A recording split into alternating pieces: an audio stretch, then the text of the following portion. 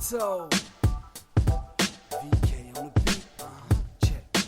I'm in Toronto where you wanna get the city love. I'm from Toronto where you wanna get the city love. I'm in Toronto like we wanna get the city love. My city love me back for my city love. Welcome to episode 1097 of Toronto Mic'd, proudly brought to you by Great Lakes Brewery, a fiercely independent craft brewery who believes in supporting communities, good times, and brewing amazing beer. Order online for free local home delivery in the GTA. StickerU.com. Create custom stickers, labels, tattoos, and decals for your home and your business. Palma Pasta. Enjoy the taste of fresh, homemade Italian pasta and entrees from Palma Pasta in Mississauga and Oakville. Electronic Products Recycling Association. Committing to our planet's future means properly recycling our electronics of the past. Ridley Funeral Home, pillars of the community since 1921.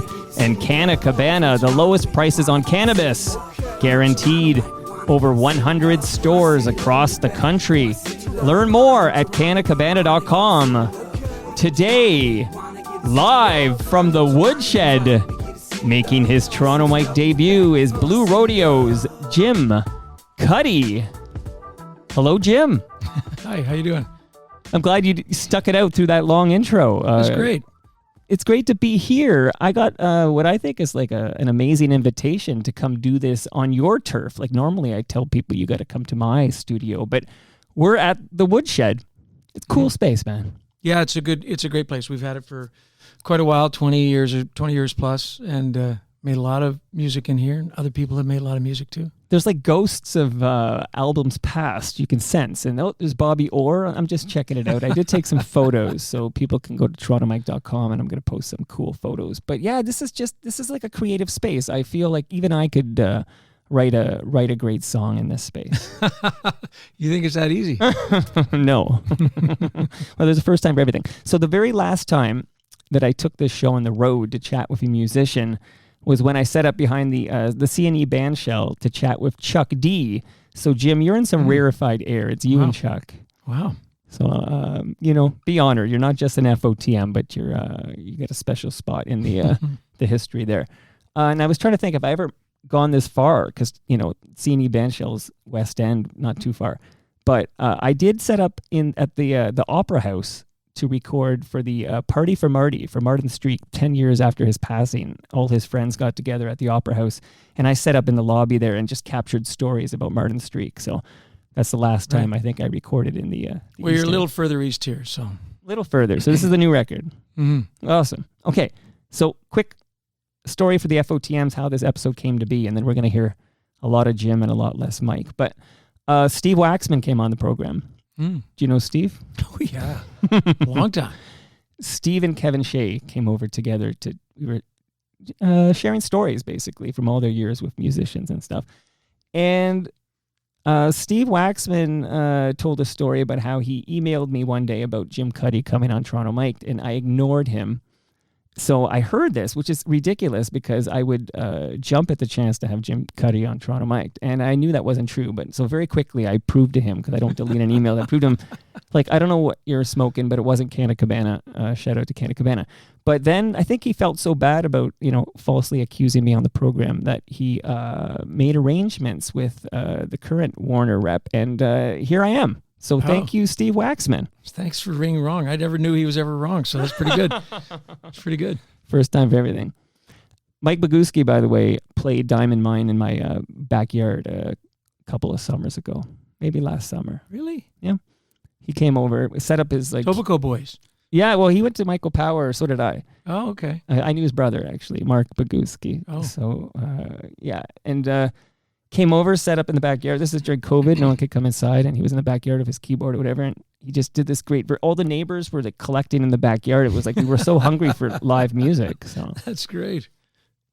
So let's just let everybody know that you guys are going to play. When I say you guys, I mean Blue Rodeo. Blue Rodeo is playing the Budweiser stage on August 27th. This is like an annual event. Is it safe to say you guys have the Molson Amphitheater / Budweiser stage record for most appearances? I can't imagine anybody else has played more frequently than we have. How close are you to the Massey Hall record? Not close because Gordon Lightfoot played, I don't know, 70 some odd times. He would do these long stints, right? 20 days in a row. And then below him would be Sharon Lois and Bram. Sharon Lois and Bram would do multiple shows in a day. And they'd pad the stats. Yeah. So, and there'd be hour shows. So, but still they have the record for the number of times being on that stage. And then would come us. Okay, not bad though to have the record in one venue and to be like third place in another, important contested third. It's a contested. I'm gonna go check the archives, but I'd say that's pretty damn prolific and pretty awesome. So if I don't think it's I think there might be like a couple of lawns left. I didn't check, but there if you want to go see Blue Rodeo, the August. I saw you guys last. I don't know if it was the summer because it was that COVID delay or whatever, but I saw you last summer at the Budweiser stage, and you guys are always. It was at the end of the summer in the regular time, and I think there was a capacity limit, but. Oh yeah, didn't seem like that. And there was a storm just because I know it was delayed. I remember thinking, I hope this can happen. It was just a bit delayed, and then the skies cleared up and it turned into a beautiful night. It had been a rough summer because COVID restrictions kept coming and going, right. And I had one show. Lightning is your enemy. Rain, thunder, not your enemy. Lightning is your enemy. It's like playing slow pitch, right? You can play through the rain, but when that lightning shows up, everybody got to get off the the field. Yeah. So didn't they have that at a festival recently? I think there was a big festival that they had to clear the ground. Yeah. I mean, there's 15,000 people, and there was nowhere for them to go. It's an absurd thing. But I did one show canceled because of lightning, and there was another one that was delayed and didn't look like it was happening. So I didn't even pay attention. I remember being in my dressing room and my wife came up and said, "Oh my God, have you looked at the weather?" And I said, "You have to go." And I'm not looking outside, and I'm going on stage within half an hour of our appointed time. And it all worked out. I got to say though, I was biking to that event and I left and it was okay, but I actually had to hunker down underneath the Humber Bay Bridge, like literally because it was like a typhoon, man. Yeah. Like the winds were sideways. I don't know, they were 95 kilometers an hour in the rain. And I remember I was under there for it felt like about a half an hour or so that I was literally like trying to like stay alive underneath this bridge. And I'm like, I guess Blue Rodeo is worth it. And then, were there other people under there with you? A few other people under there. And the wind was sideways, right? So it was like the bridge wasn't always helping you. But we kind of looking at Bobby Orr. It was kind of like the wind was coming in sideways, like Bobby Orr. But worth it. And you guys are back August 27. Yeah. So we'll remind you at the end of this chat. But check out Blue Rodeo August 27 because Blue Rodeo always kicks ass and take names. All right, Jim. I'm gonna play a little audio, and we're gonna go way back. You ready? Oh yeah. Hop in the time machine with me. Here we go.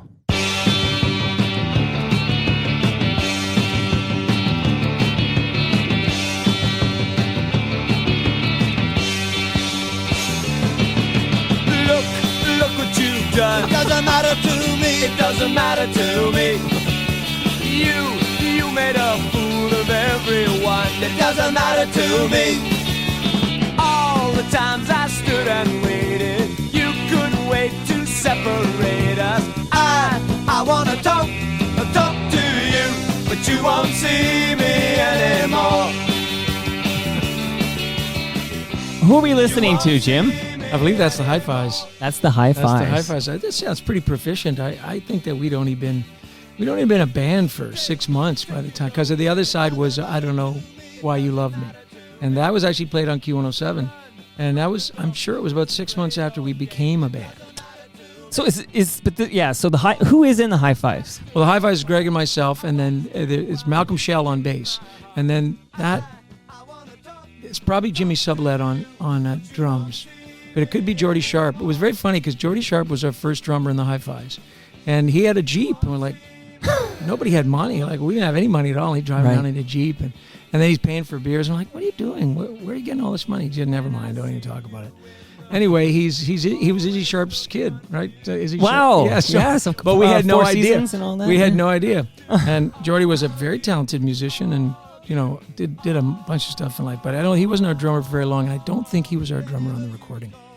Okay, well, by the way, sounds great in the headphones. Like when Doesn't you hear it sound now, bad, doesn't it? Yeah, like Yeah. what are your thoughts? I wish I don't have normally when you're in my studio, I got cameras on you. Yeah. There's nowhere to hide, but here there's no cameras on us. But I was checking out your reaction, and I think you're hearing this and you're digging it. Well, I think that the playing sounds proficient. Like there's no way we could play like this every night. No way. But I love all the clipped vocals. It's just such of its era. Look what you've done. What era are we? Just help us out. This would be 78, 79 probably. Okay, late 70s. Now, when I announced you were coming on the program, a bunch of people, FOTMs like yourself, by the way, you're an FOTM, friend of Toronto Mike, welcome to the club. Okay, thank you. One note came in. I'm going to kind of sprinkle them throughout the convo, but Gare Joyce, All right. he says that you are the unlikeliest UCC student besides himself. Well, there's a difference. I think Gare was probably a graduate. I was a 2-year, had a 2-year sentence, which was actually extremely good for me because I had moved to Toronto from Montreal for grade 7 and 8. And 7 and 8 in Toronto, you're too young to know this, but that was when they were starting this notion of the free school, like choose your own subjects, 8-day, Like alternative? schedule. Well, it wasn't really. It was just it was Okay. all the schools. Like I just went to a normal middle school, but it was so free, and Montreal was so restricted. It was all sort of. I mean, I wasn't in a Catholic school, but it was always like this overbearing religious program. So when I came here, I just got lost for 2 years, and then my mother said, "You gotta go to Upper Canada," and I went to Upper Canada, and it just sort of. I could catch my breath. So for 2 years. And then I went back to public school, but a more mature boy. Is UCC Upper Canada College? Is that where you met Yes, Greg? it is. No. I met Greg when I came back to North Toronto Collegiate Institute. I went in grade 11 and then 12. Greg moved from Montreal, and he was a former hockey player with a huge attitude. Okay, Jeff Merrick told me a story once. Well, Keeler, honestly, I love you, Greg, but he exaggerates his stories. But he was here for a tryout with the Marlies, and that tryout with the Marlies, which didn't go well, obviously, but the Marlies were followed by Team Canada on the ice. So, you can do the math. It doesn't entirely add up. But he was a very good goalie, and then he decided to play for our school team, and he was way too good for our school team, and he was disruptive. But is the story something to do with the 72 Summit Series, or I guess it is the 72 Summit, but how's that possible? You tell me. Because again, I guess it's true. I guess it makes sense because they would have been doing a camp in the fall. And that would have been when Greg had come to Toronto, although he didn't really come until the winter. Poking some holes in the story. No, it's definitely true. It's definitely true. But it's difficult sometimes to get the timeline right. So the 72 series does take place. Keeler doesn't move to Toronto until the winter, and then he comes into our class. He's sort of a split 11-12 class, and he's in that class, and that's where I get to know him. But he came in as an unusual character. He's remained an unusual character. Well, when I finally get, Greg Keeler on the program, I'll get to the bottom of that story that Merrick has been telling. It is true. I'm not what specific discrediting it is true. It was a Marley tryout, and then the Marlies were followed by a skate around by some of the aspirants for the 72 series. Right. So it would have been early. And he said, one of the things he said that was really interesting is that he said they just casually shoot, but their shots are so heavy. They throw your glove into the net. Wow. And Greg was a formidable goalie. Okay. He was a very good goalie. Okay. Because I want to drain the Gare Joyce swamp here before I move on. So the timelines, I will keep it chronological, but we're jumping around a bit because this is Toronto Mike. But he points out that you took the cover photos for the Cowboy Junkies albums? Not the albums. How many? Their very first record, I think, was called Whites Off Earth. And we were friends. Greg knew them from Montreal. This is all about Montreal, right? But the Timberdsons from Town Mount Royal. So I got to know them here. And they were at their parents' place, and their parents had a pool. And I was a prop and set person for TV commercials. So in those days, you did everything on a Polaroid camera. Like that's what we did. We'd take pictures of stuff, show them Right. to directors. And so I was just messing around with it. And if you take a Polaroid picture of somebody really up close, it distorts their face in a beautiful way that people are sort of messing around with on iPhones Right. now.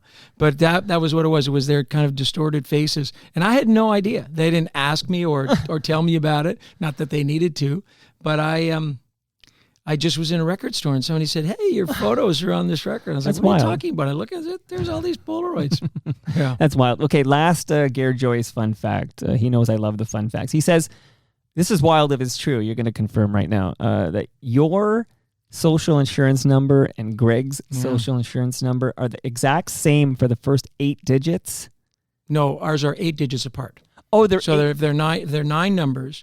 His is the last 2 of his is 82 and the last 2 of mine are 90. Now that's wild remarkable though, because also we would have gotten those in different cities.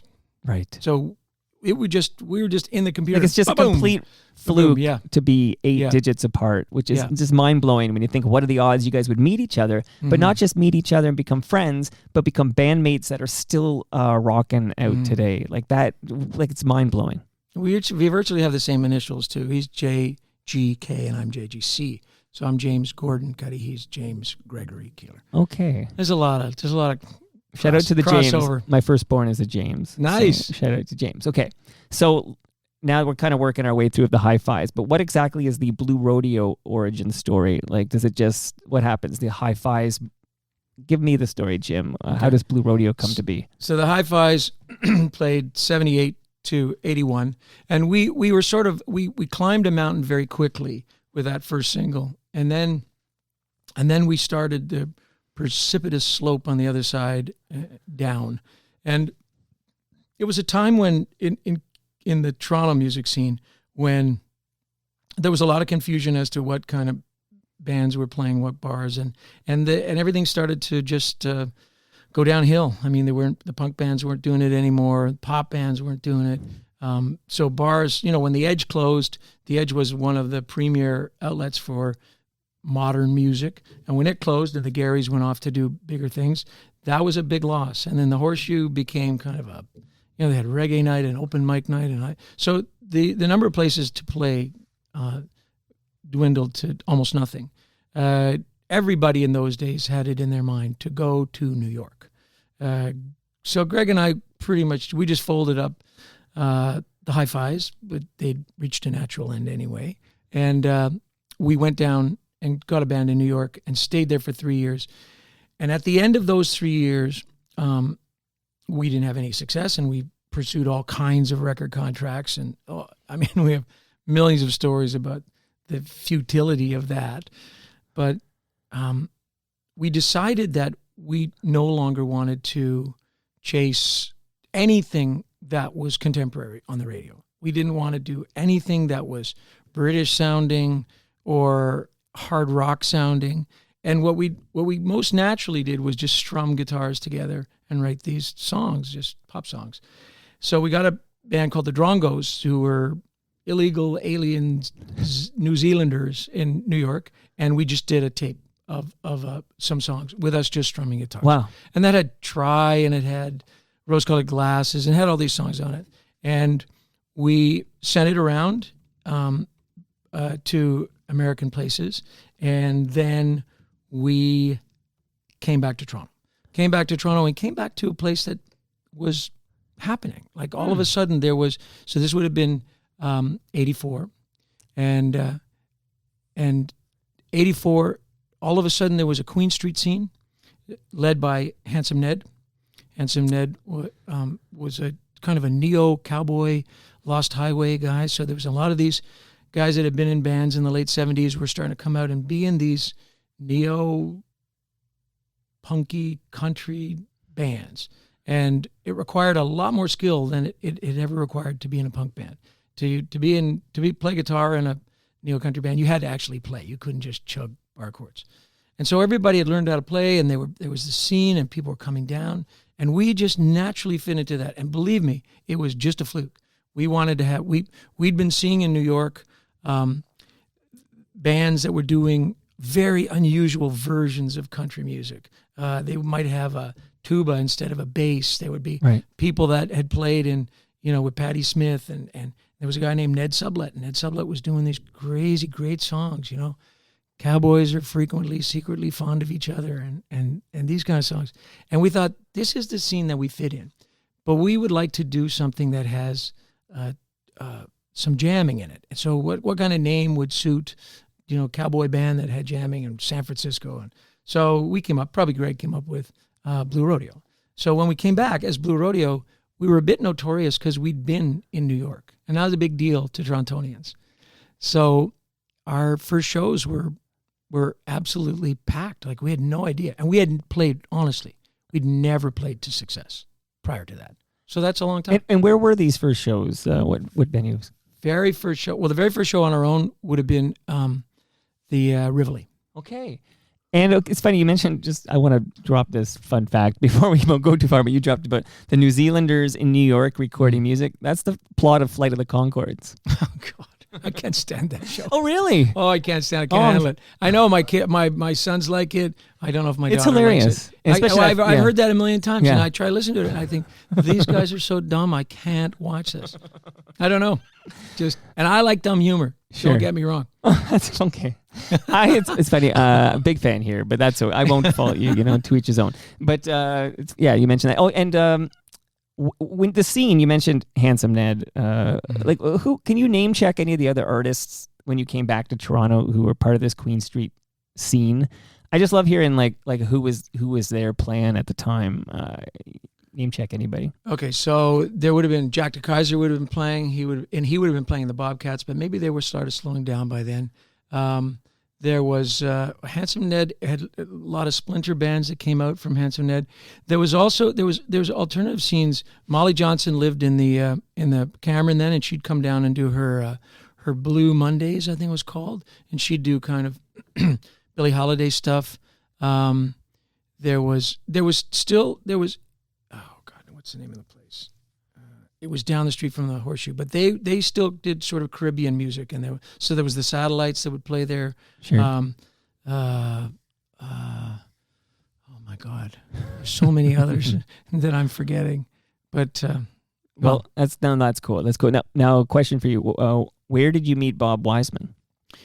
So when we were in New York, there's so much cross-pollination here. We came down to New York. My wife was, my girlfriend at the time, she was already down there going to acting school. I came down. Then she had lived with a woman named Joanna Speller in Toronto, rooming, like they have rooms in a house. And Joanna was coming down because she was a dancer and she was going to pursue a career in dance. So she came down, and her boyfriend, sort of, was Howard Wiseman. And so Howard moved down, and there was she had a complicated love life. So there was some, where sometime we were answering the phone, don't answer the phone, or don't say I'm here. But Howard came down, and then they lived together just beside us. Rena and I got an apartment in Little Italy, and Joanna got from the same landlord apartment just up the street.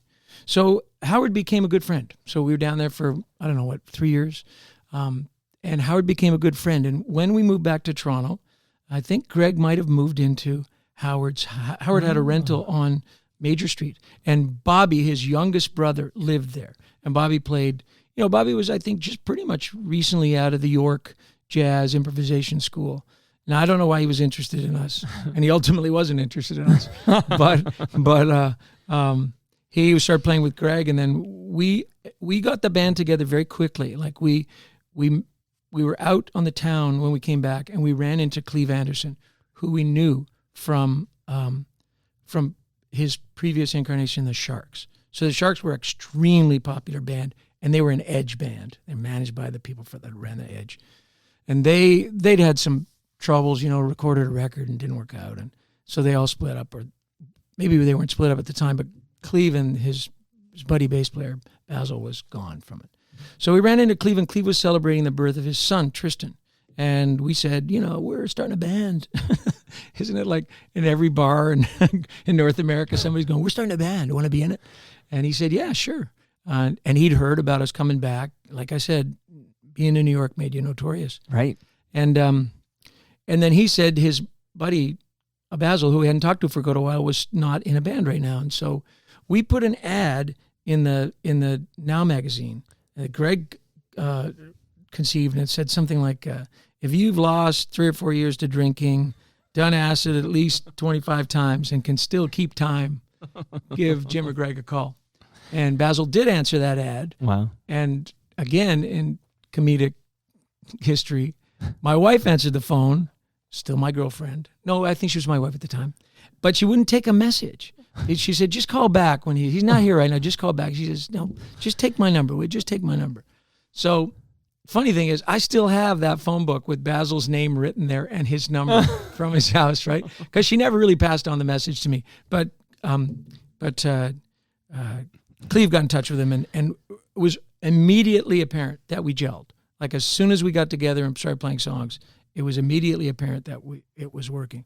And then shortly after that, Greg said, this guy, Bobby Wiseman, is a good piano player, and why don't we think of incorporating him? And Bobby was the essential element that, made us different, because he played his instrument different, and he improvised all the time. He's an amazing musician. Someone referred to Bobby Wiseman as the George Harrison to your Paul McCartney and Greg's John Lennon. Yeah, I think that, I have great admiration for George Harrison, but I think that underplays Bobby's abilities. Bobby was a very, very skilled musician, and he was able to really create a musical bond with the rhythm section and do very outside things that nobody else was doing. I mean, that's what we hoped for, but we were not entirely capable of it ourselves at the time, but Bobby was. Okay, so I'm trying to get the timelines right here. Outskirts. So where in the story is this? Where Outskirts is now to be recorded? No. Okay. Because 84 is when we get together. 85 is when we do our first gig, and that's in February of 85, and that's at the Rivoli. And then we're very disillusioned by the record industry. Like the funny story is we sent our tape around to everybody in New York. And in New York, it's much easier to get to A&R people than it is in Canada. In Canada, you'd think that they all live in secure locations that you shouldn't be privy to know where they are. And we'd already had a rejection from all the songs that ultimately were on our first record, but that doesn't matter. Interesting. So there's this guy named Steve Rabowski, and he's the A&R guy for CBS, and he calls us and says, I love your tape. That's great. When are you playing? We're like, dude, we are gone. We live in Toronto. We're not down in New York. He said, look, just do one more gig for me. One more gig. I'd love to see you guys. This is great stuff. So we, like Charlie Brown kicking the football, we get all our stuff after our first gig or maybe our second gig. We put all our stuff in Greg's dad's Pinto. We drive down to CBGB's, where we're one of 4 bands on the bill. Right. 3 bands have Steve Rabowski on the guest list. 3 bands he's promised to come see. And he doesn't show. Oh. Right? So we play this show. I think, okay, that is great, because now we are truly done with this stupid industry. Right. So we come back to Toronto really not wanting to have anything to do with the recording industry, just wanting to play live. And that's pretty much what we did for the next 2.5 years. And we really kept going even after we made a record, because we didn't really, we'd seen so much of the dumb and dark side of the recording industry. We just never thought it was possible, especially in Toronto. There was no Canadian bands, and there's certainly no bands like us that on the radio. That was Van Halen time. Right. So. Okay. Now, wow. Let me see here. I want to talk about here. Let's play the first big jam most people remember hearing from Blue Rodeo and talk about that, and then a little Outskirts talk. And then I want to get back to Cleve Anderson here for a moment here. But this is actually, just so you know, Jim, when I got married in the Distillery District to my beautiful wife, Monica. Hi, Monica. There was a dance for mother and son. And so my mom and I, and this was our song. Oh, nice. That's sweet. Don't tell me I'm wrong, 'cause I've been watching every move that you made. Can you make up and heal trouble for the man that you take? Every time you walk in the room, I couldn't ever be sure of a smile. You were never the same way twice. I'm falling in love. Oh, night after night. Oh, it's crazy.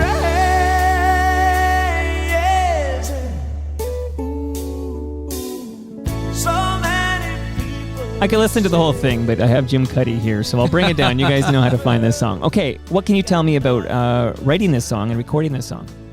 Well, the song was written in New York, and it was written as a more of an R&B song, but it didn't really work that way. So when we slowed it down, it did work well. You know, I think one of the things I notice is that my singing style has totally changed. Right at this point, I'm holding notes. I'm trying to articulate different things with notes, as opposed to the clip like look what you've done, and that sort of. I think that whole change for Greg and I to be more natural, to do something that was more natural to us, was just, that was the biggest alteration that we ever made, was not to try to chase anything. This song, you know, obviously we used to play it in our bar set, and it was a song that everybody asked for twice. So we would play it twice a night. You know, we'd play it in the set, and then somebody would say, you gotta play that song again. So we'd play it in the third set. So we were pretty sure that we had something going. Nobody sang like this, and nobody did falsetto. So that was pretty unusual. And when we recorded it, it wasn't the first single off Outskirts. Outskirts was the first single off Outskirts, and it didn't do anything, which we didn't really expect it to. We just thought, we're just going to be a bar band, so it's fine. And Right. And then this came out, and back in those days, there was a lot of mail strikes. I mean, enough mail strikes that our drummer, Cleve, was a mailman. And Well, I was going to bring that up. Well, yeah. we'll go there in a minute. Yeah, But sure. anyway, they put it out during a mail strike. Nothing happened. So our manager at the time, John Caton, forced them to re-release it. And when they re-released it, then it went through the roof. And it was really weird for us because we'd tasted bar success, and we knew what that was like. We knew it was like to have people come line up to see us. Right. That was something we thought was great. We were accustomed to that. But we had no idea what a radio song did for you. And I was still working at the time. I would be doing props, and there used to be this thing on the AM radio station that was the most powerful station, single station. It used to be the 7 at 7. And Which station? was it 'Cause 7? it's Top 6 at 6 with CFTR. No. 680 CFTR. Oh, 680 CFTR? Okay, then the top At 6. this time, yeah, because Okay, they don't flip to all news till like 93 or Okay, something. so like then that. it's CFTR. So it's top 6 at 6. So when I was working in props, we'd be on the set, right? And then everybody'd stop at 6 and they'd make bets, right? And everybody's betting against me. Like, Try's not going to be there. You suck, blah, blah, blah, blah, blah. And I said, okay, I'll take all those bets. And it's always there. Like, it was there for weeks, and it was climbing up. Went Right. 2, 1, 2, 3. And I thought it was a game. I thought it was a joke. And it's doing it at radio stations across the country. And we don't really realize until we start traveling. We get an offer for Calgary. We get an offer for Halifax. Right. And people are going mental. And you're just like, well, for one song. Okay, so we have radio, and I'm going to have a follow-up radio question, but what about Much Music? Okay, so that's the thing that makes the biggest difference, is because John, oh, please let me remember his name. Anyway, John, who ran Much Music. Martin. John Martin? John Martin. Yeah. John Martin. John Martin ran Much Music, and he put the video into high rotation. Yep. And we found out really not that much later, because John's very open book, was an open book. And always found Said- at the bar across the street. Yeah, I know. Well, he $2.99. was a great guy, and he was very imaginative, and he did, he turned that thing into what it was. Sure. He hated the video, but he loved the song. So he said, I don't care. Play the video. I hate the fucking thing, but play the video. So of course that changed because that gave a visual, and it was a cool looking video. And again, it was aided by the fact that I worked at a film company that did TV commercials, and Michael Buckley was a brand new South African cameraman that came in, and he directed that video. And it's beautiful. It's shot on film. I mean, all our first 10, 15 videos were all shot on film. And I was very lucky. You know, that was Roseanne McWaters that owned that company and just did a huge lift for us. Amazing. And I will tell you, I was one of those people who was listening to the top six at 6 on CFTR back then. And I remember hearing it, and then Much Music was a big deal to me. Like, so that's sort of, it's like Try. I don't remember Outskirts being the first single. I remember. Well, you wouldn't, because it got featured play on CFNY. That's it. So, do you have any memory of which show on CFNY featured it? Do you have any memory? Oh, no, absolutely not. No. We didn't even know what feature meant. Feature just meant they would play it once in the middle of the night. Right. Okay. So they probably had a local, a mandate to play some local stuff there or whatever. Okay, cool. So radio-wise, though, so we can talk about the big top 40 stations in this country, but I was told that CKLN was a big supporter of Blue Rodeo before the standard stations, the typical big MSM stations, clued in with, try breaking. Like, I don't even know, like, maybe tell us a little bit about, hearing yourselves on CKLN for the first time. And is there an equivalent today in 2022 as we chat to that kind of community radio, finding a local band and playing it before, the big Rogers owned CFTR and all that caught on? There was, again, Handsome Ned had a show on it called the Honky Tonk Hardwood Floor Show. And he would bring on the local artists, the Queen Street artists, and you'd chat and play, and he'd play your record if you had one or whatever. But he created a profile for all those artists. And it was really kind of an amazing time, because Queen Street, those bars, there's a lot of bars, and a new one opened, the Holiday Tavern opened, and it was another 400 seats. And there was no limit. There was no point at which, we have too many bars, too many seats, you can't fill it.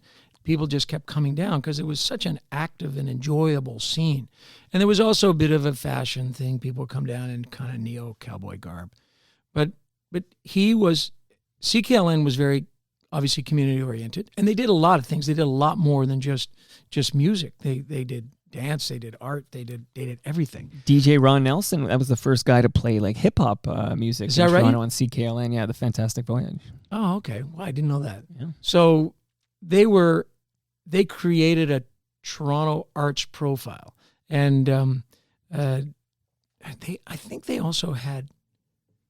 Did they have a picnic, or was that Ryerson Picnic? Might have been a Ryerson Picnic sponsored by CKLN. Anyway, there was also that over on the island. There was this big picnic, and people. And not the one the Garys were putting on, like no, not the police picnic. This is like a bunch of local acts and big stage, and but I think that was part of where we got this idea that we didn't really want or need a record company, because we liked what was going on. We really enjoyed playing the bars. We liked being popular. We were making a little extra money, which was nice. And there was this adjunct to it that was CKLN and CKUA to a certain degree at U of T, not as much, but CIUT. CIUT, sorry. I'm here to. Don't worry, I'm here to fact check. Thanks. Thanks. I can get the broad picture. Yeah. And so that was it was exciting, and I mean, I think I tell these stories, what I think is this gratitude to Handsome Ned. He was so industrious, and he was the only guy in that scene that felt like he was going to be signed and going to be huge. The rest of us like, first of all, good for you, but it's not happening for any of us. Have you listened to the radio lately? Right. None of us are going to get signed. Is that because radio at that time is like Madonna and Phil Collins, and I'm trying to think of what radio, George Michael maybe? Like this was, weird. Isn't that even a little bit early for that? Because 80, 85, 86, it's really dominated by hard rock acts. That's okay. Like that was the main. Gotcha. It's a Big White and and stuff. Great White. That. Great White. Great right. White? Great White, yeah. Great White, okay. Yeah. Once bitten, twice shy, right? And White Snake. I was thinking of White Snake. David, White Snake. White Snake, that's right. White Snake. Those kind of bands. Like, it was ridiculous. I remember even when we first started, we did some kind of promo in New York with Mr. Big. I say, the two of us, like, Yeah. what do we have to do with each Mr. other? Big Want to Be With You, I think was the Oh my God, oh my you're goodness good. gracious. Yeah, I'm good actually. If you ever want to do bar trivia. Here's a quick fun fact though, because we've been talking about the Garys. 2 days ago I was at the Art Gallery of Ontario because there's this great exhibit that Jim Shedden, who by the way went to high school with Stephen Page and Ed Robertson from Bare Naked Ladies. So there you go. But he's got on display at the Art Gallery right now Gary Top's Day Planner. It's like the fattest book with all the numbers. Like it's wild. Even like it's under glass. You can't flip through it. But your number might be in there. Like, I'm sure. Jim, your number's probably in Gary Top's. We were Day never part of the inner circle of Gary Top or Gary Cormier. Right. So we and I'm not sure whether that was a good thing or a bad thing. I mean, it was probably a good thing for us because again, it fostered independence. But those guys created and then folded a scene, and then created a whole other scene with their police picnics and the secret to their success, as I see it, is that they didn't book a band unless they legitimately dug the band. Like they had to be actual true fans of the music, or they weren't going to book them, no matter who it was or how they were connected to whom. So it's sort of a curated content, if you will, by the Garys. Hey, before we get too far away from Try, because we're going to do 3.5 hours here on Try. Just kidding. Gordo wrote, "Thank you, Blue Rodeo, for all the amazing music over the decades." I'd like to echo that, by the way. Thank you, for being just the soundtrack of our lives here for the last 30 years. Unbelievable. So thank you, Jim Cuddy. that's nice. Thank you very much. Hello, Jim. This is Gordo talking, not Toronto Mike. Hello, Jim. Huge fan. What was your inspiration behind the amazing song Try? And then he wants to know, when did you know that Blue Rodeo had made it? The inspiration behind Try was really just trying to make, in those days, writing a song, you were a little bit boxed in by style, so we wanted to write songs that had the opportunity for jamming. We wanted to write songs that had some energy. It was relatively unusual to write a ballad, but I wanted to write a ballad because I thought that my voice could do more than what it was doing. And there was a couple of songs around, and certainly there was lots of R&B songs where there was falsetto. And so I wanted to try to write a song that had falsetto in it. And, I just started singing, and I imagined, that there's a great kind of sappy love triangle of somebody giving advice to somebody else, saying, you're great, you go off and have a great life, but they're actually in love with that person. So there was a little emotional map that was in my mind, but it was really trying to write a song that would be broaden my vocal chops. It's funny you're talking about your voice, because this next question from Clark, he says, "My question, why did Greg have such a twang in his voice on the first record, but never since? ? Anyone ever notice that? This is obviously, Clark's been wondering this for decades. So I think Greg was a lot more influenced by things that he loved. And I think that what he was doing was sort of maybe unintentionally imitating things that he loved. That's funny. Because yes, we listen back and we do impressions of each other. That's funny. Michael Grange, who does a great job covering Raptors for Sportsnet. I don't even know where this is going, so you tell me what this means. Yeah. He goes, does Jim remember the Blueheads? Of course. And so what is not this? even do I remember it. I have tried to mention it to Michael on the few times that when I've met him, and he looks at me as if he doesn't remember. But I believe it was Mount Allison. We used to play significantly back when we started. Almost all the universities had full-time programmers, music programmers. So somebody that was hired, not even a student, just somebody who's hired to bring in music. Right. And it was always live bands, and that was the renaissance of Canadian bands. They were bringing in one band after But are we another. talking about Max Webster? Or are we talking later? We're talking about later than that. We're talking okay. about Katie Lang. We're talking about Jeff Healy. We're talking about us. We're talking about Cowboy Junkies. We're talking about anyway. We're talking about all that era of Canadian bands. And so when we'd play Mount A because it was a very good place for us to play. And then we'd go and do PEI, or we'd do this. And all of a sudden we'd see on the boat the same people we saw the night before, Michael Grange being one of them. And then we'd go to Halifax, and Michael Grange would be there. Now he would have been a Montaigne student at the time, Right. and it was the first time that we ever had any of that, deadhead stuff, right? That people are following us around, seeing every show. Wild. So that was a big deal. It's called Blueheads. I don't know whether we named them or they named themselves, but we were very like parrot heads. We were except blue very, heads. very impressed by that. So then, flash forward many years later, I see Michael on, because I recognize him, and I see him on. He's doing the basketball, and he's this serious 3-point Grange. He's this serious guy. And a couple of times I said, Michael, hi, and you remember him? And he just blanks it out like, okay, I guess you don't want to talk about it. Well, when he heard, because he follows me on Twitter, when he heard Jim Cuddy was coming on, right away, there's a Michael Grange. He wants to know if you remember the Blueheads. I love that story, by the way. That's amazing. No, that was a big deal for us. That was a big deal. You see, so going back to one of the other questions, when did you know you'd made it? Right. We knew, we never thought we'd made it. I kept my union card till 95. I kept my job until after we were touring Diamond Mine. So anyway. But there were so many things that were so different, like being recognized in an airport. People go, "Oh my God!" Right. Or people following us in the East Coast. Those were things that had never happened to us before, and so they were little inklings that things were different. Right. I don't think that we could ever admit to ourselves we'd made it. Right. And Jim, I know you're happily married and all that, but you did become a bit of a sex symbol in this country, right? I've heard from people like there are women and men probably too, crushing on Jim Cuddy. Oh, I'm supposed to respond I to don't that? know. Well, and I think that, there's a great power to being in You couldn't have been oblivious to this. Look, who's oblivious? Glenn. Glenn is the best looking guy in the band, and he's oblivious. I was like, Glenn, there's people staring at you all the time. Oh, I don't know. But I think that there's a great power in being in a band that people like. It's the same as being rich or being a politician. And I think we'd done so much by the time Blue Rodeo happened that there was very little of that went on in the band. It's not like people didn't have girlfriends and people didn't have ships in every port, but it was not the Bacchanalian thing that you hear about. Okay, let me ask. I've had Ingrid Schumacher on the program, and we've talked in depth about this, but I'm interested in your perspective. So, does Cleve Anderson leave after Outskirts or after Diamond Mine?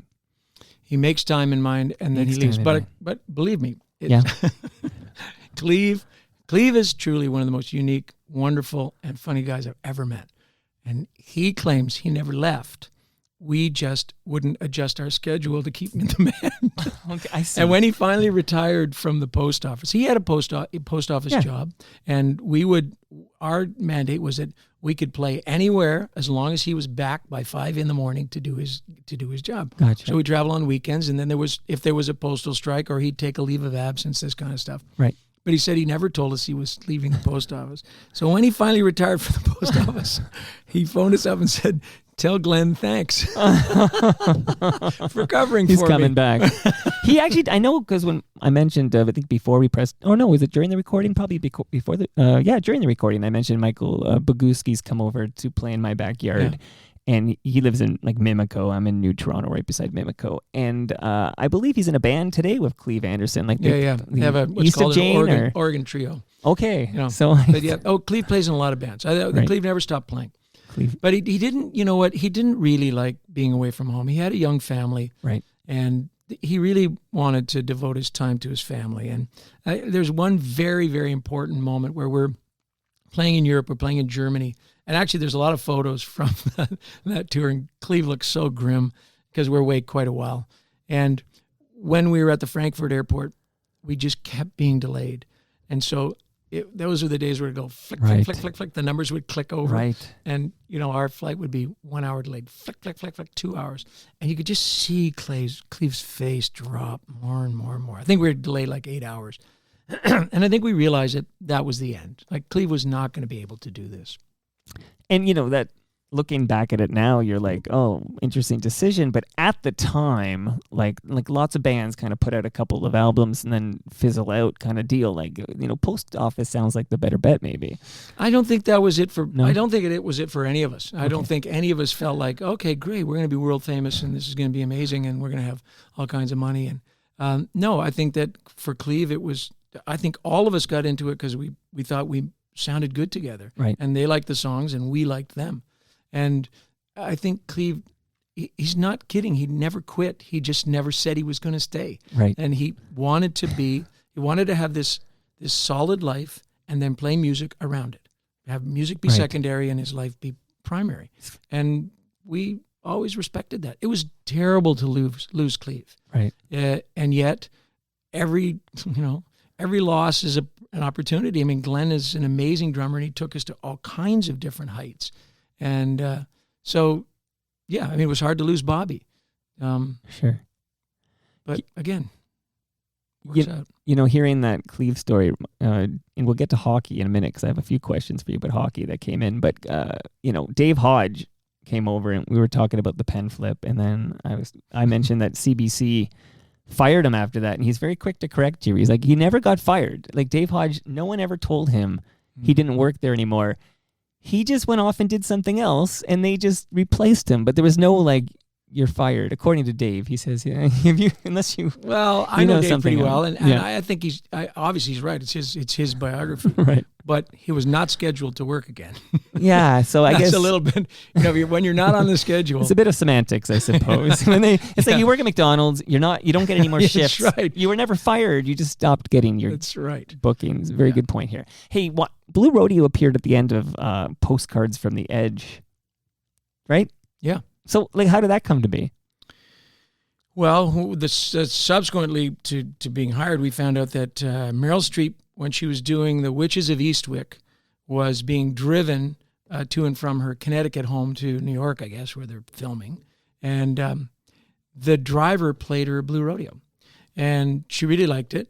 And then when she started to do Postcards from the Edge, they wanted to have a real band at the end that she would sing with so that it would be authentic. And Howard Shore was the music director, absolutely stupendous guy. Yeah. And he knew about us because he's Canadian. And so really we got a call out of the blue. And I remember our manager saying, would you like to be in a Mike Nichols, Meryl Streep movie? And I'm like, I guess, sure. What are you talking about? And when it all came down, they flew up to, I can't remember exactly how this goes, but we used a back room of the Diamond Club in those days, which is the Phoenix now. Right. And we just did a little audition. I think Howard was there. Meryl Streep was there. Mike Nichols came up. And they wanted to just hear us play because the whole thing's amazing because it's a Shel Silverstein song. And I remember calling Shel Silverstein and he said, look, man, it's this way, but you can do it however you want. And it's, I'm stepping out of this Heartbreak Hotel. Wow. And we were still sort of an amped up band. So we did this fast version of it. So we played it slow like they wanted. And then we said, what we would probably do is do this. And I'm stepping out. And Mike Nichols said, great, we'll use that for the credits. And I remember saying to we're talking to Meryl Streep and saying, when did you get in? She's got, we got in around 1 a.m. last night. I said, I didn't know flights flew that late. And she looked at me and I thought, you don't fly commercial, do you? Right. That's funny. Felt like a rube. Well, let's talk about Blue Rodeo in the USA just for a moment here, because I speak to you from Toronto. I was born and raised in Toronto. I'm literally known as Toronto Mike, and the program we're on right now is called Toronto Mike. So everything's viewed through this Toronto, perspective, this lens, if you will. But is it maybe we turn in the mic to you now? How important was it for you guys to have success in the USA? I think that there was varying degrees of desire on that. I thought it would be great, but it didn't totally matter to me. I thought what we were doing was great. I mean, I thought we were so embraced by absolutely everywhere in Canada, and we had a lot of work. I always felt like just follow the process. We got every opportunity in the world. We had all kinds of reviews. We were on all the talk shows. Yeah, we played shows. We're different. I think that one of the things, well, just to go back, how important was it? I think it was important to Greg. I think Greg thought that it would be something that would happen. And I think maybe he was disappointed. I don't think I was ever disappointed.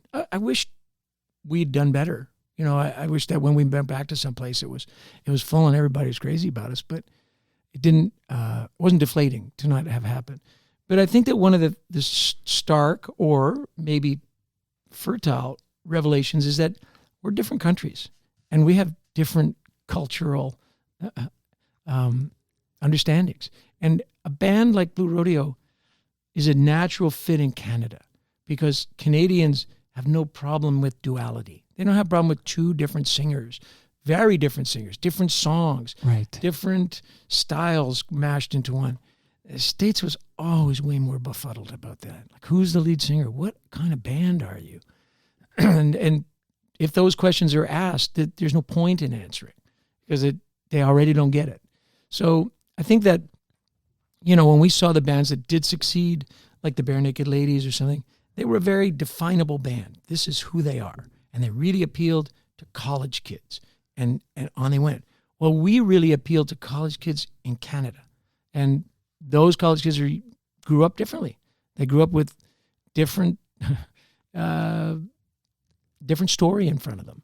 And so it's been an interesting history to absorb, to think we're different countries. Like, I know everybody knows we're different now because there's so much turmoil going on in the United States. But I think all along we've been different. We were kind of lulled into this feeling that, hey, we're just the same. We watch the same television programs. We laugh at the same jokes. No, we don't.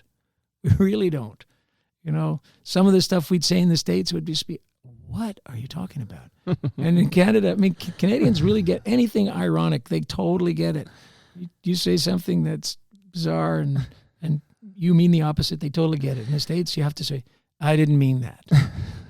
I'm not, obviously it's a stupid generalization, but I mean, we understood over and over again that we were playing to different people. Well, it's interesting to hear you comment on like who's the lead singer. Is it Jim? Is it Greg? Mm-hmm. I always felt when I've seen you many times, I've seen a Blue Rodeo live, and it feels like there are Jim songs, which I love, and there are Greg songs, which I love. Mm-hmm. Like, is there any friendly competition within the band, like in terms of pushing singles and, you know, like, okay, for example, Try. I hear Try, I think that's a Jim Cuddy song. I hear Try, Beautiful Jim, and I hear Diamond Mine, and I think, oh, that's a Greg Keeler song. Like, any fun-hearted or maybe not so fun-hearted competition in the band regarding whose jams get promoted and released as singles, etc.? Yeah, I think that we wanted to make it pretty equal from the beginning. Like, if I'd had a single and he'd have a single, sometimes it was obvious that what should be the first single, and what you don't want to do is just be the single guy, and what you don't want to do is just be the album track guy. Right. And I think that if there's obviously competition between Greg and I, just can't help but be that way. Sure. But I think what it did was push us to write more songs. I don't think we ever criticized each other's songs or said, "Oh, we should never release that. That's horrible."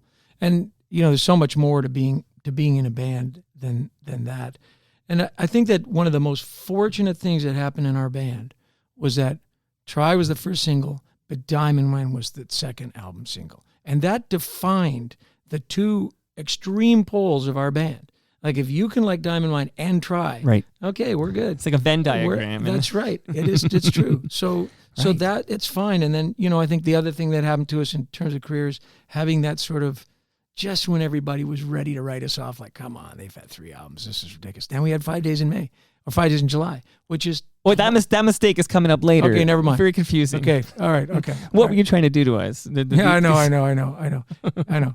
But I mean, I think that those, you know, every so often, something good would happen to each songwriter. Right. And so that it evened itself out. If it had been too much one way and not enough the other way, it obviously would have been a problem. Nobody wants to be swamped by the other guy. I think you struck a pretty solid balance, to be quite honest. Like, and it would be difficult to do better than you did in terms of you know, sharing the stage there. But okay, and I don't think Greg will hear this. Who knows? But I just want you to know, my mom is a Jim Cuddy. Like, my mom goes and see. I took her to the Massey Hall. I get that. I get this stuff all the time. People come and say, "Will you sign this?" I'm not really a Jim Cuddy fan, but I like Greg. But will you sign it? So you didn't have to tell me that. Yeah, that's unnecessary information. See, and listen, when I have Greg on, I'll probably tell him that my mom's a Greg guy. So. And that's okay too. No, but my mom really, she is a big Jim Cuddy guy. That's Actually. nice. Okay, so I'm going to get to some questions here. And don't worry, I know that you're like, oh, we just got to try. It's been an hour or whatever. Don't worry. This heavy in the beginning here. But who do I want to call on first? Okay, Jason McNeil wrote in 1991, Sydney, Nova Scotia. Blue Rodeo on a bill with Joan Jett, Randy Bachman, 13 engines. Was told by Keeler years ago the band never got paid that night, and aptly opened with what we've heard already. What am I doing here? Any recollections of that concert? Oh, of course. Yeah, of course. Because that was, I think that one of the things you have to learn in the business is how to get paid. And what you have to learn to begin with is how easy it is to not get paid. Because nobody, well, unless you're really hard ass, you're at the concert and you realize you're not being paid, and there's people waiting to hear you. You're going on. So you Right. keep it as a lesson. I remember, I'm pretty sure Bachman got paid. I think Bachman got his deposit, but Joan Jett got paid before she would go on, and then she left right after. Mm-hmm. So she was smart. But I mean, that happens all the time, and obviously we've put all these systems in place so that it Right. can't happen to us again. But we would never, ever not play. Right. And unless somebody was trying to screw the audience, we would never not play.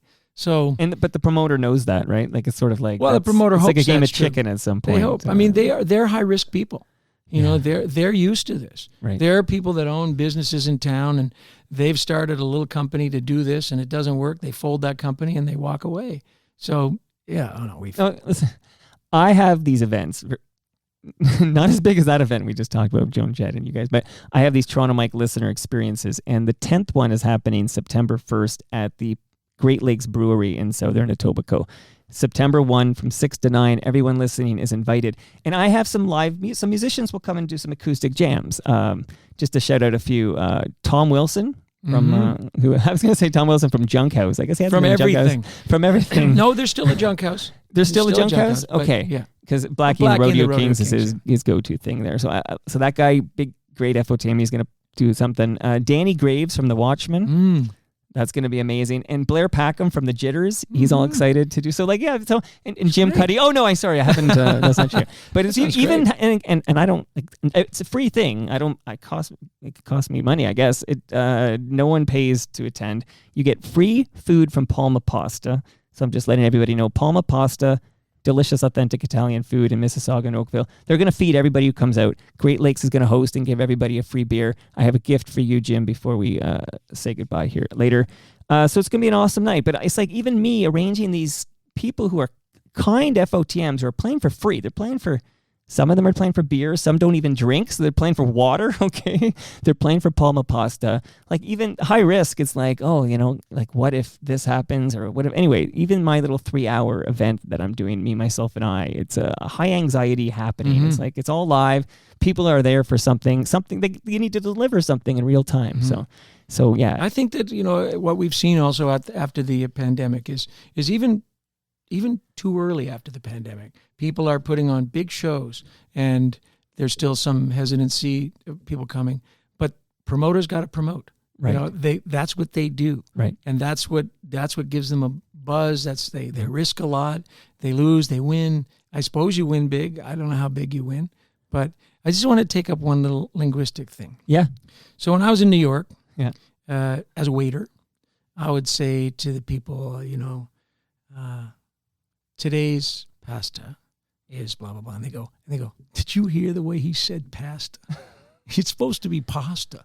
And they had very strong New York accents, right? So I'm wondering, why do you pronounce it I have pasta? an answer. It's funny you mention that, because once in a while people will tell me I'm saying it wrong. But No. it's because we had Mother's Pizzeria. You remember Mother's back in the day?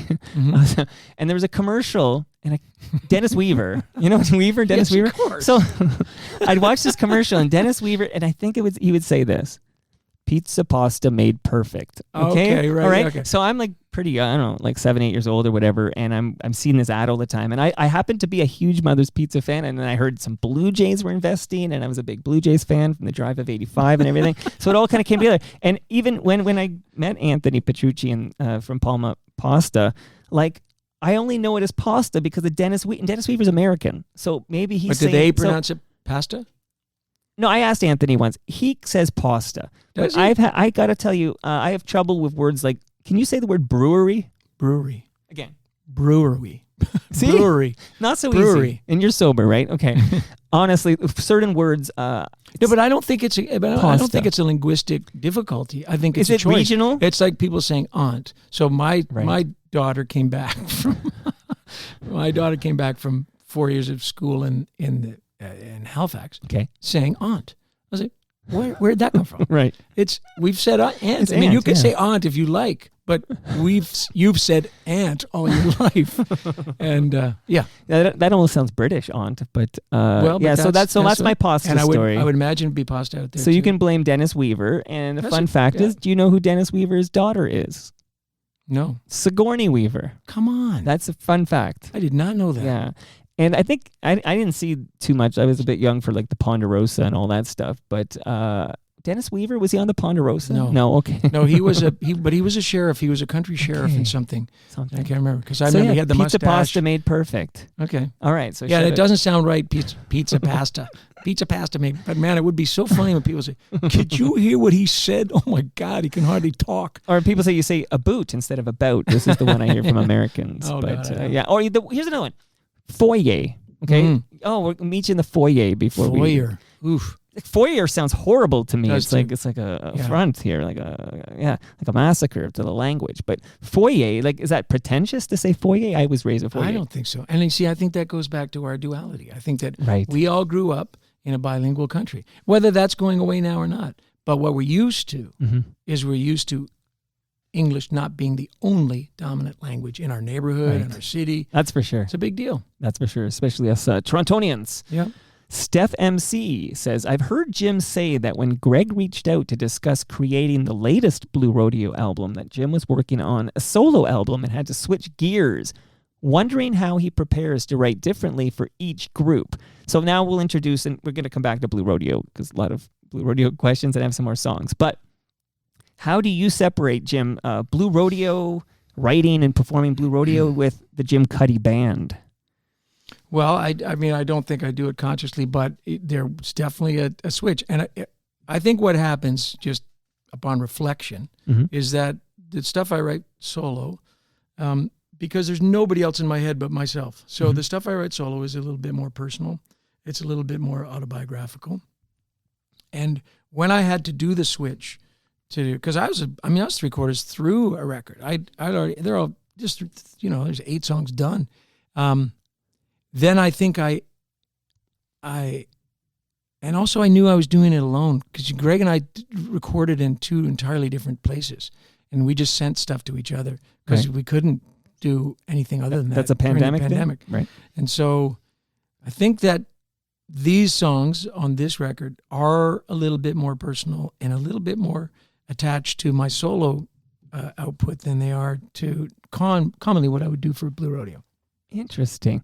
Now, Craig M., who's seen you with Blue Rodeo and the Jim Cuddy band, he says one of his favorite venues to see you guys in is Massey Hall. I'm sure a lot agree with that. Do you, Jim, have a favorite venue to play? Well, I would say Massey Hall is truly one of the great places to play. But there's a lot of places around the country. So playing in St. John's, Newfoundland, and playing at Mile One Stadium can be a huge high. But you never know where it's going to happen. On this tour, currently, the shows that we did in Hamilton, at Hamilton Place, were over the top.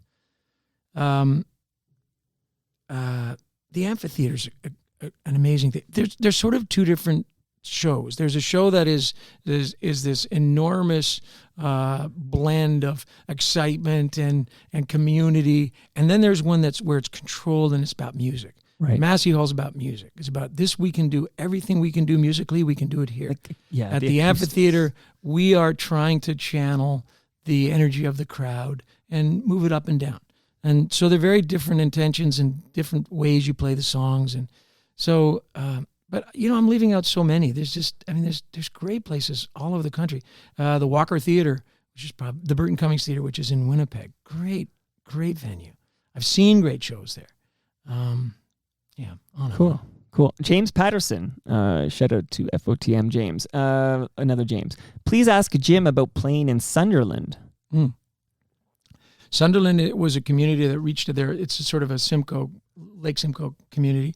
And they reached out to us a long time ago, I think 15 years ago, said they wanted to do a show in their arena because they wanted to save their town hall, their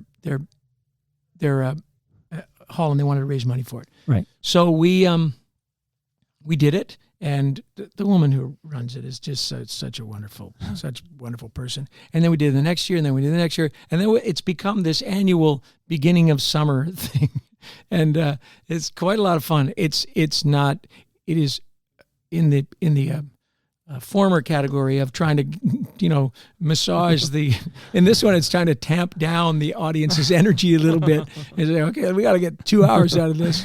Don't go crazy. But it's a really wonderful annual event that we've done. And I think for a lot of people, it begins their summer. Amazing. DJ Dream Doctor says, maybe not a Jim Cuddy question, but I would love to know about Crash Vegas and their Blue Rodeo connection and what Jim thinks about the first Crash Vegas album. So Crash Vegas was started by Greg Keeler and his girlfriend at the time, Michelle McAdory. And Greg started, co-wrote the songs, got the band going, and then brought in Colin Cripps to kind of replace himself. Excuse me. And that's how Colin came into our orbit. Colin's a Hamilton guy, and he had played in a bunch of bands. And so then that band goes off on their own. Greg's obviously too busy with Blue Rodeo to pursue it. And I think the first record's great. I think it's very much an offshoot of, it's very much influenced by Greg. I mean, he co-wrote most of the songs, I think, and it was a little bit before Colin's influence. Colin's influence is more apparent on subsequent records. Right. And they had a good go. Cool. Yeah, they sounded great. Now, I'm going to ask you a long question here from Kevin Glue, and I follow Kevin Glue on Twitter, and he's a great follow if you're a fan of, like, old Blue Jays and Expos teams, okay? So Kevin Glue wrote, so get comfortable there. So we're going to get an answer to this question from Kevin. Then I'm going to play another song from Blue Rodeo and ask you about that. And while I'm playing that song, is there water in that water machine? Yeah. Okay, then I'm gonna fill up during the jam. Yeah. Okay. Kevin Glue writes, I noticed you are interviewing Jim Cuddy. Very observant, Kevin. Okay, that is me. Now back to Kevin. I'm a huge Jim Cuddy fan and Blue Rodeo fan. Here's a story for you. I was at Ryan Adams at the Opera House in Toronto back in about 2011. Oh boy. Ryan Adams was behaving like a first-class asshole. It's Kevin talking. And he's proven to be one. Kevin talking. Adams started on some rant about Ted Hughes and Sylvia Plath, and he was just ranting on and on about. And then someone in the audience yelled out something like, "You don't know what the F you're talking about." And then Ryan Adams tells this guy to F off. They yell back and forth for maybe 30 seconds. And then after the show, I go into the lobby, and it turns out the guy yelling at Ryan Adams was Jim Cuddy. Thinking back on that, I have nothing but respect for Jim. I think he somehow knew Ryan Adams was an asshole before the rest of us. Was that you, Jim? It was me. It was me. It was a bit of a Tourette's moment because I had been reading Ted Hughes. Ted Hughes is a poet, a very good poet, and he was married to Sylvia Plath. They had a very tumultuous relationship, and he's often blamed for her suicide. And he never, ever responded to any of the criticism during his life. And he put out birthday letters, there's a lot of poems about what it's like to be with somebody who is teetering in mental unbalance. And he's a great poet. And Ryan Adams, first of all, it was such a fake show. I just hated it. But he started saying, she's married, this guy killed her, and he's like a terrible poet, like Moon in June. And that's when I Tourette's to say, you don't know what you're talking about. And he said, am I not entitled to free speech? Or am I not entitled to my own opinions? And I said, not if you read those opinions in a magazine. And I was in the privileged box, and he had come out for an encore just with his guitar. He has his guitar in front of him, and then he slung it in the back like he was going to leave the stage. And people were looking up at me and was like, why have you done this to our idol? He's going to leave. But, to his credit, he did not leave. And so we're out in the lobby. I was talking to Elliot Lefko, who I think put on the show. He said, I don't suppose you'd like to go down and meet Ryan, would you? Oh, that's funny. I said, I don't think it would be wise. I have an Elliot. Elliot's going to come up in a moment, too. I don't think it would be wise. That is too funny. So I'm going to play another jam, and we're going to talk about it. And during the song, I'm going to grab some water because for the listenership, I had a great bike ride. So I woke up, I recorded something at TMDS, and then I loaded up the studio into a trailer, which attached to my bike, and then I hit the road. So I'm coming from New Toronto, which is like southwest corner.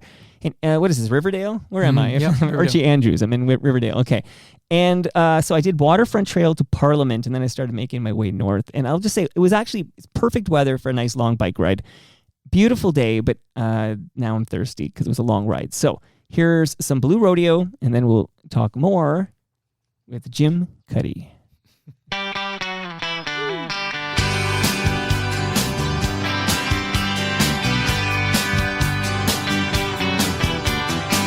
I wanna know where my confidence went. One day it all disappeared. I'm lying in a hotel room miles away. Voices next door in my ear. Where daytime's a drag, nighttime's worse. Hope that I can get home soon.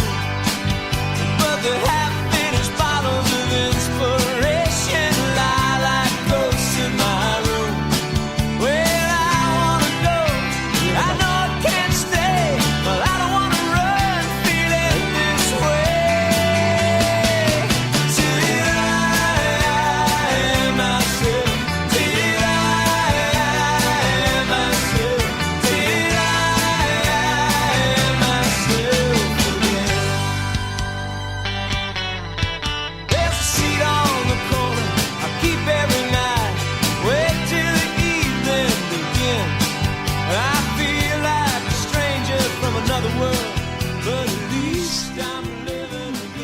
Sounds amazing in the headphones.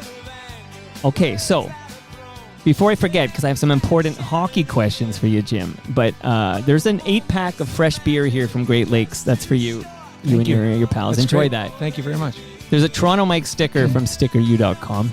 Right on. They make great stickers and decals and such. Put that on your guitar case.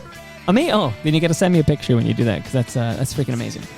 And, of course, Ridley Funeral Home, proud sponsors of the program. Brad has a new podcast called Life's Undertaking. I urge everyone listening to this to check out Brad Jones's podcast, because I am on it. And last but not least, cannabis consumers. Canna Cabana won't be undersold on cannabis or cannabis accessories, so go to cannacabana.com. All right, I'm going to burn through some hockey questions here, and then we'll wrap up with the FOTM questions. But Wes Chasen says, before the Detroit Eatery on the Danforth burned down, I remembered seeing a picture of a little Jim in a Red Wings jersey. So he wants you to talk about your hockey life, but before we do that, Brian Shelley says, ask him to clear the air once and for all. Is he a dirty hockey player in the corners, as Dave Bedini claims he is? And then, because we're going to do all the hockey at once, so don't forget to come back to that. Perry Lefko actually phoned me with this. Perry Lefko is a good FOTM and brother of the aforementioned Elliot Lefko. And he says, ask Jim Cuddy, who is really tight with my brother, about the time he sang Try at the NHL Hockey Hall of Fame Awards. It was amazing. He's a huge hockey fan, and the night before the Junos, he's among a group of musicians who play a charity event against retired NHL players. If any of my details are incorrect, my fact finders will be fired. Okay, talk to me about your love of hockey and there. So the picture in the Detroit Eatery is very significant because I was born in Toronto, but my parents didn't live in Toronto. We lived in St. Louis. So my young life, I was so in love with Toronto because it was my birthplace, and I just loved the Leafs. And the last place we lived before Toronto was Montreal. Right. That was in 1967. And the Leafs won the Cup against Montreal in 1967, and Expo was that summer. And that summer, my dad came home and said, we're moving to Toronto, which I thought all my dreams have come true. And but when I was younger, my dad, who I've subsequently found out rushed out later, was coming home from somebody, bought 2 jerseys for us. We woke up in the morning, I think we were in Brantford, and we woke up in the morning, and there was a Rangers jersey and a Detroit Red Wings jersey. And I remember turning around going, who are those for? And I got the Detroit Red Wings jersey. I remember putting it on thinking, this feels really bad. Okay, so now Bedini. Yeah. So Bedini is a provocateur, and we played in a downtown Toronto men's hockey league together. We used to have a guy on our team who was very easily provoked and would usually lose his stuff. And so Bedini had obviously, in a playoff game, he had obviously told his team, do whatever you can to rile these guys up. So Dave and I were skating into the corner, and when I turned around, he speared me in the stomach. I'm like, what are you doing? Dave, it's me. We're friends. Didn't say anything. And then we go around, and we go into the corner, and he punches me. I have a cage, so it's nothing. Right. He punches me in the cage, and then I wrestle him to the ground, and we have this little fight, right? But this fight is so lame that it's not even a fighting major. We get roughing majors. And I'm yelling in his ear, like, you're the dirtiest player in this league. What's the matter with you? So, and Dave knows this is true because, and so then, subsequently I read his book, and it's, I think he has a chapter about the asshole factor. And it's like, guys you think are nice guys, but they're this. And I have a very funny picture of, I have the galley of it because he quotes Try, and I have to give my okay to it. And my dad, this is the last year of his life, and he's reading this, and he's got these big glasses on. He's got the galleys in front of him. He's looking at me like, what? And I said, it's just crap. It's just not true at all. So, obviously I lived with this for a number of years, and then I run into Dave at the Maple Leaf Gardens at the time, I guess. Or maybe it was the ACC. Anyway, he goes, oh man, thanks a lot. That's the best thing that ever happened in my literary career. I said, okay, well, fine, you can have it. And so that was then. And the last one was about singing Trite. That was the Hall of Fame Awards. That was the one that Gretzky was inaugurated into the Hall of Fame. So it was really a pretty amazing thing to be at. I have been very fortunate in my life to be at a lot. I was at the last game at the Gardens on the ice, and there was a friend of mine, Michael Hollett, who at that point he's an FOTM. Was he? Yeah. Owned Now Magazine. And we had vowed to get everywhere in the inner sanctum of Maple Leaf Gardens. And the one place we'd never been was the owner's lounge. Right. And so we'd been in all the dressing rooms, and we'd been up in the gondola and all that kind of stuff. And there was the very last day, and we're like, Michael, this is our last chance. So we're looking around. Somebody comes up, says, my dad was just one of the guys, and he took us into the owner's lounge. Everything in Maple Leaf Gardens was underwhelming, but it was overwhelming because it had this mythical quality. Wow. So, my love of the Leafs runs very deep. And no, I'm not a dirty hockey player. Yes, I helped initiate and run the Juno Cup, which raises money for Music Counts every year at the Junos. And Kathy wants to know if there will be a Juno Cup at the 2023 Junos in Edmonton. Yes, there will be. Woo! Okay. Absolutely. And Jim, do me a favor. Just flash 5 when you have 5 minutes before you have to leave. Oh, okay. Do that for me. That's a very important job. Okay, I know you got to keep going. Now I'm the floor director too. Yeah, okay. Just flash me a 5 because then because I got to get a photo with you before you disappear, or I'll be biking back here tomorrow. Okay, Jerry the Garbage Man just wants you to know he's seen you for 20 years at the Key to Bala. Do you have a Key to Bala story for him, real quick here? Well, yes. This in the early days, the Key to Bala was always a very fun show to play, but we started to play it when we were, and I do not mean this arrogantly, we were too popular. So the room did not hold what we needed to have happen. And they had this little dressing room up top. And the one time we were up in this little dressing room, and I think it was after the show, and somehow this girl got in, a very sexy young woman, and she wanted a picture, and she's getting a picture, and all of a sudden we hear on the other, Sheila, get out here, Sheila, get out here. And then all of a sudden, boom, this guy breaks the door down. Like TV style, like bang, right down the ground. And he comes in, but he comes in with these security guys on him, and there is a really horrific battle right in front of us. And she is unfussed by it. She's trying to get us to sign things like, shit, do you realize what you caused here? Anyway, so that changed our method of operating at Bell. It's always been fun, but we stopped doing it in the summer. We started to do it in the fall when there might be more locals and it might be a little bit more benefit to them. Okay, because Kathy, different Kathy than the other Kathy, this is Kathy with a Kate, wants to know if you'll be performing there this Thanksgiving. Yeah, I for some reason I don't think so, and it's not from a lack of willingness on our part, because it's always a really enjoyable thing for us. But I for some reason I don't think it's worked out, and to tell you the truth, I don't know why. And that Kathy also just wants you to know that she loved you at the Aurelia Opera House, and please book there again, because she says that's a gem of a venue, and you sounded amazing there. So it's a beautiful place. Cooking of gas. Now Johnny D. We already talked about Sunderland, but Johnny D did want you to know that he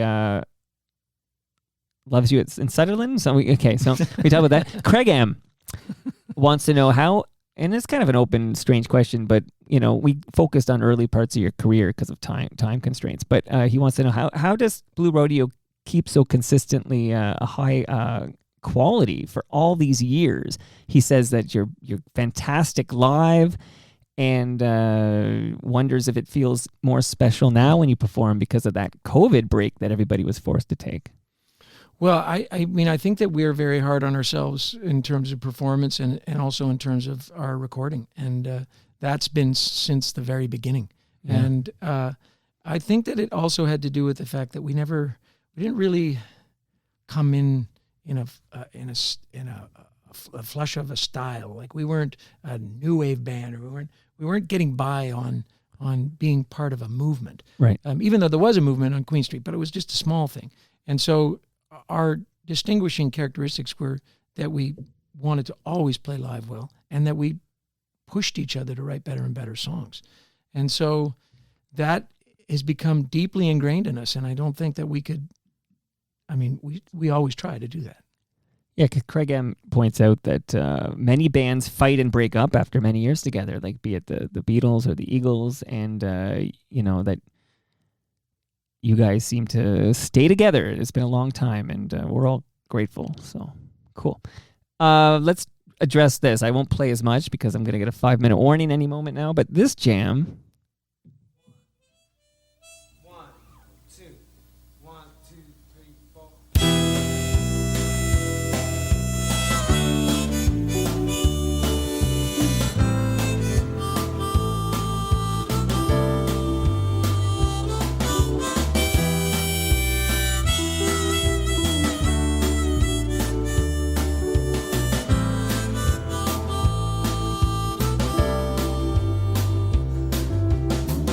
They met in a hurricane, standing in the shelter, out of the rain. She tucked a note into his hand.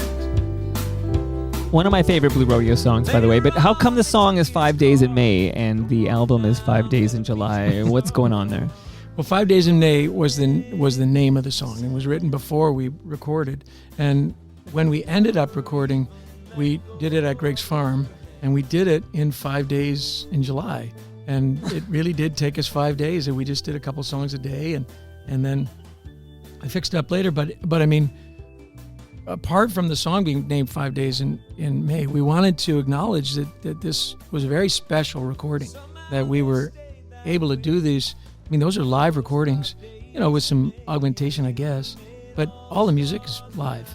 And there was a whole bunch of people around. It was like a little campground. Wow. People coming in and out, and not one single take was ruined. People had a great time. We had a lot of musician friends, so we'd say this guy there was, come sing on this one, and it was a magical time. Still sounds amazing. Lorraine says wants to know, what's the best gift you've ever received from a fan? I don't know if Lorraine wants to give you a gift or not, but is there one that jumps to mind? Or That's a tough one. I mean, I respect all the gifts I've been given, and yet they're, I mean, some are so personal. I don't know that I can I can't put them in my hey, look our Christmas tree. Here's something from a fan. Here's I'll answer this. About halfway through all this career, my wife and I, it was difficult for us because it was overwhelming what was happening with Blue Rodeo, and it was overwhelming for my wife, who's an actor and playwright and stuff, and it was. So we sort of decided that if you came to my house, you would not see any Blue Rodeo paraphernalia. You don't see any records or that kind of stuff, and we just decided to neutralize our family environment. So. Yeah, so I answer it like that. Jackie Andre writes in, we all know Jim loves Toronto. I have traveled to Toronto many times to see Jim and have done pretty much all the touristy things except see the Leafs play because of bad timing. What are some local hidden gems that the average tourist doesn't know about? Now you're a... Yeah. Is there yet a go-to place in Toronto that is not like, the CN Tower or... Oh, yeah. Well, mine would mostly be restaurants, and they'd be mostly restaurants that either allowed you to bring your own wine or I mean, my wife and I live in the East End, and all the fun's in the West End, right? I mean... I'm a West End guy, so I'm biased, but it's lovely here. I mean, we've been the last few times we've gone out, we've been over to Ossington, Dovercourt. Yeah. We went to... Bernhardt's last night. It's a great place. And Côte de Boeuf on Ossington. Those are great places, but truly, like, you walk up and down Ossington. What's that place called? Bang Bang or something? The ice cream place? Yeah, but yeah. It's one of the best ice cream places I've ever been to. It's ridiculous. So, I mean, I don't want to, my wife, Rena always like, oh, we should move over here. I said, I don't want to be over here. Like, everybody's half our age. Like, why would we do this? We got this great house. So, I mean, I think that, the greatest thing about Toronto is the fact that there are downtown neighborhoods, that you wander through neighborhoods and you're downtown. You have all the advantages of downtown. You have entertainment, you have culture, you have art, you have music everywhere. And that's the greatest thing to do in Toronto, is to just bike around or walk around. And you do a lot of biking, right? Mm-hmm. Yeah, I love... In fact, I biked by you today. I know you...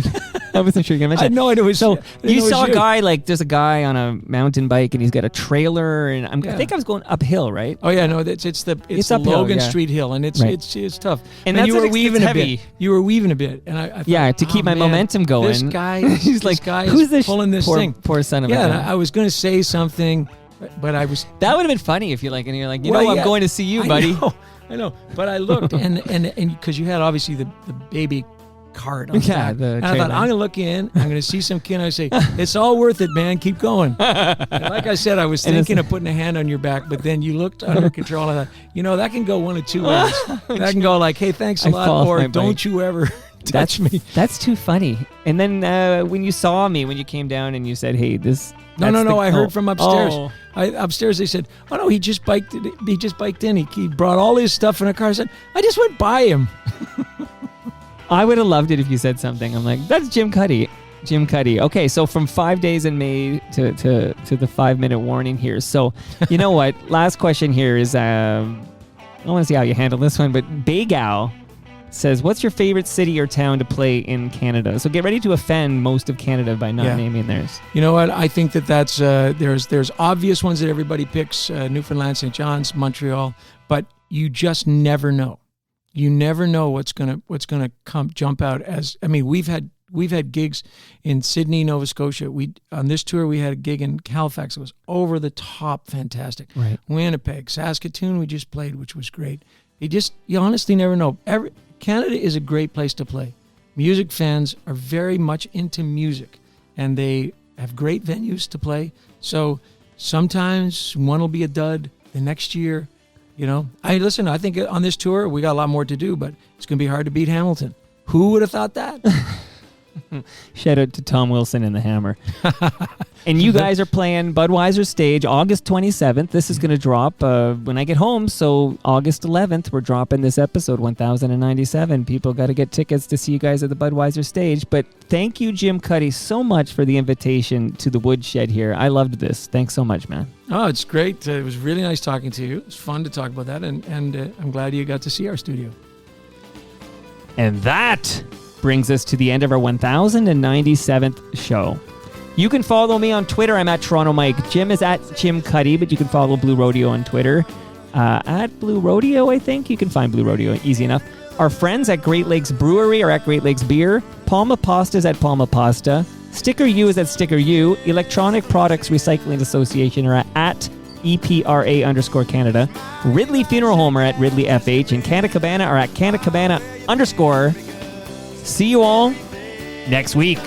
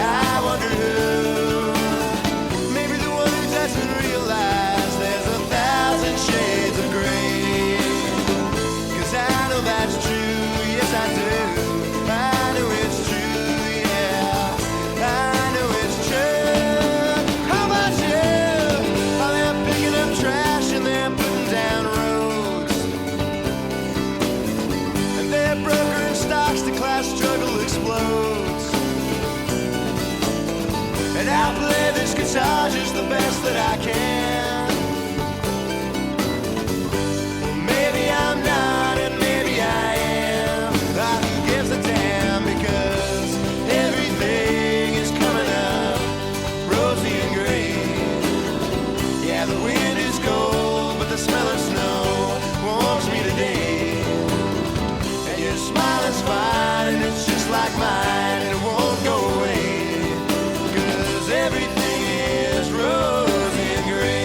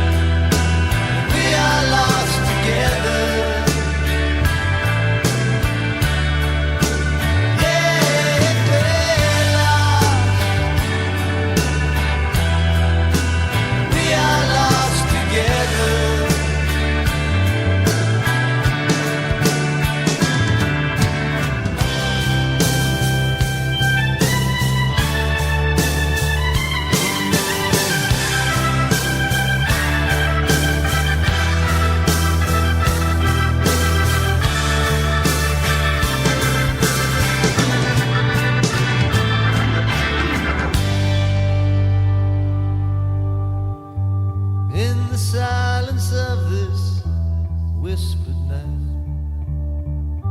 I listen only to your breath. And in that second of it, shooting stars, somehow it all makes sense. And I want all the world to know that you're